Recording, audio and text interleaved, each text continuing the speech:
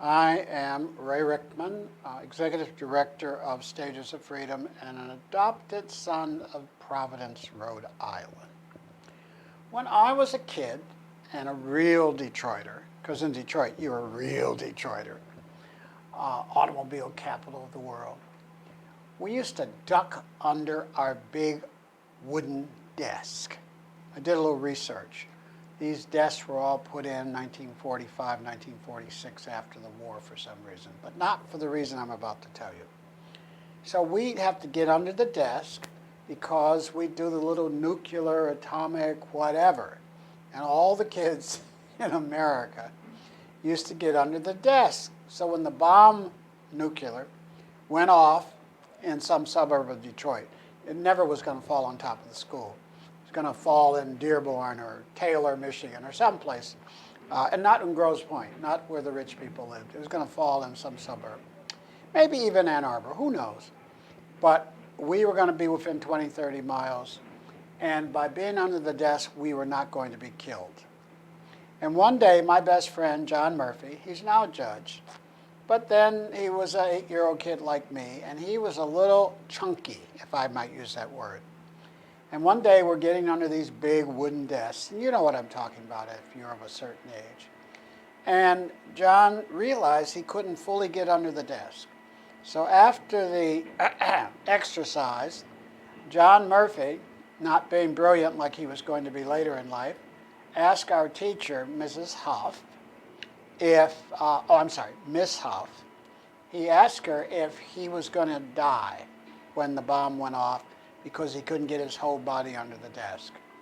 And she yelled at him, "Nobody's going to die. Your whole body doesn't have to be under the desk. Don't you ask that again in front of anybody. If you have something like that to ask, you ask me." And that's her yelling at him. And it was the most fascinating little thing. And then afterwards, I told John,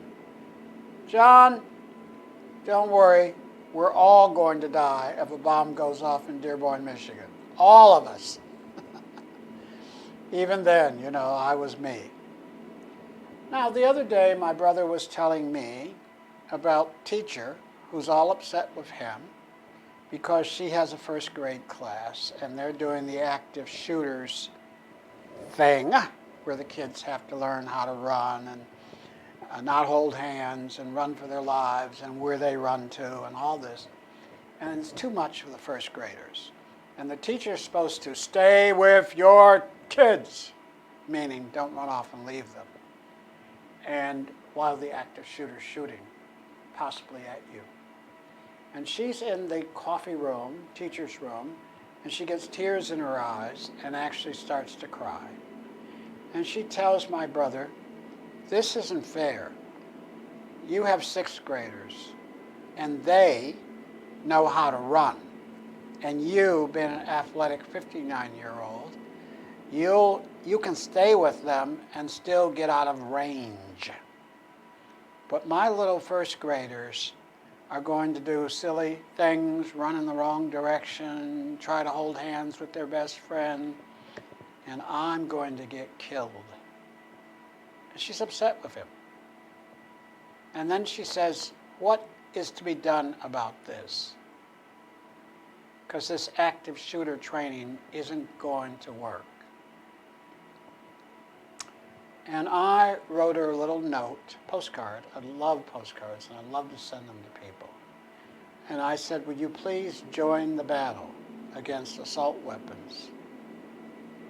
Because if an active shooter, mentally ill or not, just viciously angry, comes to your building and starts shooting with a 6-shooter, he may kill 1, 2, 3, 4, 5, 6 children, 1 adult.